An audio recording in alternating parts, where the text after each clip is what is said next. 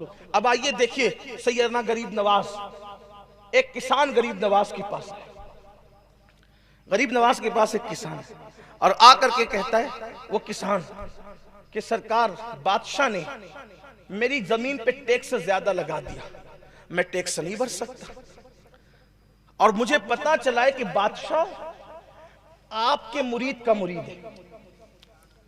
جو دلی کا بادشاہ ہے اس کا نام تھا شمس الدین التمش۔ دلی کا بادشاہ اس وقت کون تھا؟ شمس الدین التمش، معمولی آدمی نہیں، جس کی کبھی تہجد نہیں چھوٹی، جس کی عصر کی پہلے کی سنتیں غیر موقعہ نہیں چھوٹی، جس نے ماں بہن بیٹی بیوی 4 عورتوں کے علاوہ 5ویں کسی عورت پر جان بوجھ کر نظر نہیں ڈالی، اسے کہتے ہیں شمس الدین التمش۔ کوئی معمولی آدمی نہیں ہے۔ آیا کسان غریب نواز کے پاس اور کہتا ہے کہ دلی کے بادشاہ نے ٹیکس لگا دیا مجھ پر، میں بھر نہیں سکتا۔ غریب نواز نے فرمایا ہم تیرے ساتھ دلی تک چلیں گے، ہم تیرے ساتھ۔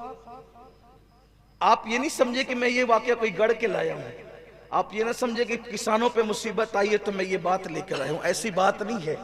میں نے برسوں پہلے بھی اس واقعے کو بیان کیا ہے، میری تقریروں میں آپ دیکھ سکتے ہیں آپ۔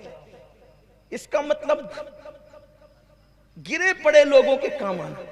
ہمارے پاس کوئی آتا ہے نا، جیسے مثال کے طور پہ میرے پاس کوئی آ جائے، اس لیے کہ سب سے گرے پڑے تو اپنی ہی ہے نگاہ، برے تو سب سے اپنے ہی ہے۔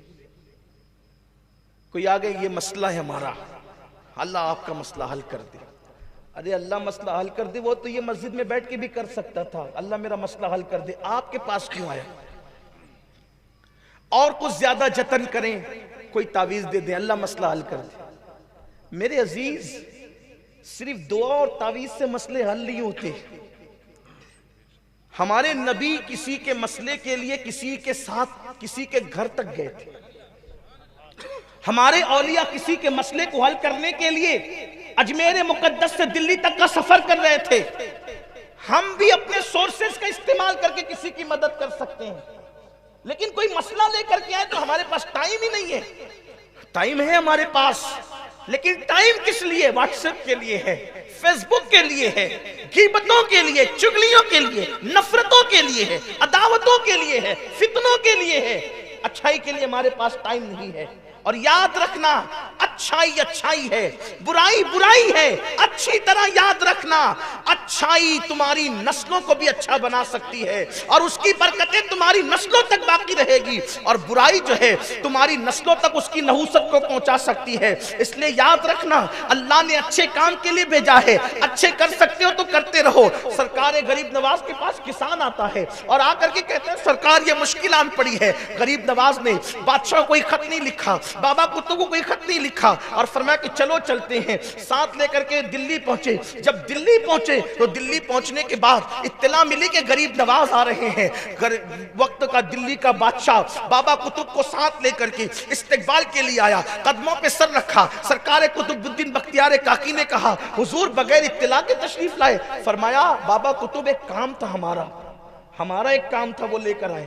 حضور آپ کا کیا کام تھا؟ کہ یہ کسان ہے ہمارے شہر کا رہنے والا، اجمیر شہر کا رہنے والا، یہ اس پر لگان بادشاہ کے کارندوں نے زیادہ ڈال دیا ہے اور یہ بھرنے کی طاقت نہیں رکھتا، تو میں چاہتا ہوں کہ اس میں کمی کر دی جائے۔ بابا کتب نے بادشاہ کی طرف دیکھا، بادشاہ نے کہا حضور مجھے اس کا علم نہ تھا، یہ سپاہیوں کی غلطی سے ہو گیا، لیکن حضور اگر آپ کو ایک خط لکھ کر کے دے دیتے تو خط پر بھی کام ہو جاتا، چٹھی پر بھی کام ہو جاتا، آپ کا نام یہ کسان لے کر آتا تو آپ کے نام پر بھی کام ہو جاتا۔ آپ نے فرمایا میں جانتا ہوں چٹھی پر بھی کام ہو سکتا تھا، خط پر بھی کام ہو سکتا تھا، میرے نام پہ بھی کام ہو سکتا تھا، لیکن ایک غریب کے ساتھ اس کا کام بنانے کے لیے جو میں قدم قدم چل کے آیا، مجھے یہ ثواب کب ملتا، یہ اجر کب ملتا؟ اس لیے کہ مصطفیٰ جان رحمت نے ارشاد فرمایا اگر کوئی کسی کی حاجت کو پورا کرنے کے لیے ایک قدم چلتا ہے تو اللہ اس کو مسجد نبوی میں 2 مہینے تک اعتکاف کرنے سے زیادہ ثواب عطا فرماتا۔ مجھے یہ اجر کب ملتا؟ یہ تھی اپنے بزرگوں کی فکر، لیکن آج وہ فکر ختم ہے۔ آج دولت مندوں کی خیریت پوچھی جا رہی ہے، شادیوں میں ولیموں میں دولت مندوں کو پوچھا جائے، میں دولت مندوں سے کوئی نفرت نہیں رکھتا، بلکہ دولت مند ہمارے سماج کی ضرورت ہے۔ میں دولت مندوں سے نفرت کیسے رکھ سکتا ہوں جبکہ ہمارے مذہب میں دولت مندوں میں سیدنا صدیق اکبر ہے، سیدنا فاروق اعظم ہے، سرکار غوث اعظم، یہ سب دولت مند لوگ، امام اعظم ہے۔ ہم دولت مندوں سے کوئی نفرت نہیں رکھتے، لیکن حضور علیہ السلام نے فرمایا دولت مندوں کو سبھی بلاتے ہیں ہر جگہ، غریبوں کو بھی پوچھو۔ آقا کریم صلی اللہ علیہ وآلہ وسلم فرماتے ہیں سب سے بدترین ولیمے کا کھانا وہ ہے، ولیمے میں سب سے بدترین ولیمے کا کھانا وہ ہے جس میں غریبوں کو مدعو نہیں کیا گیا، جس میں غریبوں کو بلایا نہیں گیا۔ لیکن آپ دیکھیں شادیاں منہ دیکھ کر، میتیں منہ دیکھ کر، جنازے منہ دیکھ کر، گفتگو منہ دیکھ کر، اسلام کہاں ہے، انسانیت کہاں ہے؟ اسی لیے آج جو نقصان ہو رہا ہے وہ یہ ہے کہ ہماری بیٹیاں کبھی غیروں کے ساتھ بھاگ رہی ہیں، ہمارے بچے ایجوکیشن کے میدان میں جو ہے وہ سسکیاں لے لے کر کے دم توڑ رہے ہیں، غربت کی سطح بڑھتی جا رہی ہے، غربت کی سطح میں اضافہ ہوتا جا رہا ہے، مسلمان غریب سے غریب تر ہوتا جا رہا ہے، ان پڑھ سے ان پڑھ تر ہوتا جا رہا ہے۔ ہمیں فکر کہاں ہے، ہمیں سوچ کہاں ہے؟ اللہ اکبر، یہ بات میں نے پہلے بھی کہی تھی اور آج بھی کہتا ہوں، اس وقت تو پوری دنیا میں اگر سب سے زیادہ لاجوں میں کسی کی بیٹیاں بک رہی ہے تو وہ مسلمانوں کی بیٹیاں بک رہی ہے۔ وجہ ہمارے مالداروں نے غریبوں کا خیال نہیں کیا، ہمارے مالداروں نے مفلسوں کا خیال نہیں کیا۔ آج انٹرنیٹ پر بیٹھ کر بڑے بڑے لوگ یہ چیخ رہے ہیں کہ مسلمانوں کی بیٹیاں دوسروں کے ساتھ بھاگ رہی ہیں۔ میں پوچھنا چاہتا ہوں کیا اس میں قصوروار صرف بیٹیاں ہیں یا ہم بھی ہیں؟ اس میں مجرم صرف بیٹیاں یا ہم بھی ہیں؟ یقیناً ہم ہیں، اور سب سے زیادہ ہم ہیں، اس لیے کہ کوئی انسان یوں ہی غلط قدم نہیں اٹھاتا، کبھی کبھی پیٹ کی آگ اس کو غلط قدم اٹھانے پہ مجبور کرتی ہے، کبھی کبھی غربت انسان کو غلط راستے پہ جانے پہ مجبور کرتی ہے۔ کیا اللہ کے حبیب علیہ الصلوۃ والتسلیم نے یہ نہیں فرمایا کہ لوگوں اپنی تجوری کا مال نکال کر مارکیٹ میں لگاؤ؟ امام سفیان ثوری نے اس کو بیان فرمایا، اپنی تجوری کا مال نکال کر مارکیٹ میں لگاؤ، کیونکہ غربت کبھی کبھی انسان کو کفر تک پہنچاتی ہے۔ جب غربت انسان کو کفر تک پہنچاتی ہے تو کیا غربت انسان کو آبرو لٹانے کے لیے لاش تک نہیں پہنچا سکتی؟ کسی کے ہاتھ میں ہاتھ دینے پہ مجبور نہیں کر سکتی؟ ہم نے جلسوں کے نام پہ لاکھوں روپے تو خرچہ کیا، لیکن غریبوں کی آبرو کے تحفظ کے لیے ہم نے کتنے روپے خرچہ کیے؟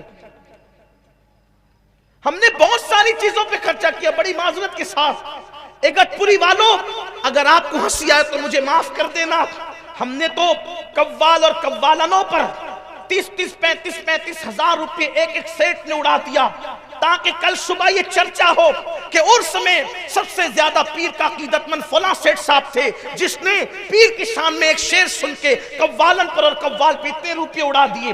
واللہ ہم خانقاہی سما کے کبھی مخالف نہیں رہے ہیں، ہم خانقاہی سما کے قائل ہیں، اس کے دلائل پر ہمارا عقیدہ ہے، لیکن یہ مزارات پر، مزارات اولیاء پر معاذ اللہ ثم معاذ اللہ قوال اور قوالن کا مقابلہ کرانا، نچوانا، ناچنا، چادروں کو جو ہے وہ معاذ اللہ ناچتے ناچتے ڈی جے بجا بجا کر کے مزارات پر لے کر کے جانا، اور ایک ایک چادر 70,000 روپے کی، ایک چادر 1 لاکھ روپے کی، ایک چادر 2 لاکھ روپے کی۔ آپ جانتے ہو اسلام کی فکر کیا ہے، اس سنیت کا مزاج کیا ہے؟ نادان جو 1 لاکھ روپے کی چادر تو کسی مزار پر اپنے پیر کی مزار پہ ڈالنے کے لیے لے کر کے جا رہا ہے، وہ 1 لاکھ روپے کی چادریں اگر تو خرید کر کے کسی غریب اور بیوہ کے سر پہ ڈال دے گا تو صاحب مزار اس چادر سے جتنا خوش ہوتے ہیں اس سے زیادہ ان غریبوں کی مدد پر خوش ہوں گے۔ لیکن آج ہم یہ سب کرنے کے لیے تیار نہیں ہیں۔ کسی بیمار کا علاج کرا دو،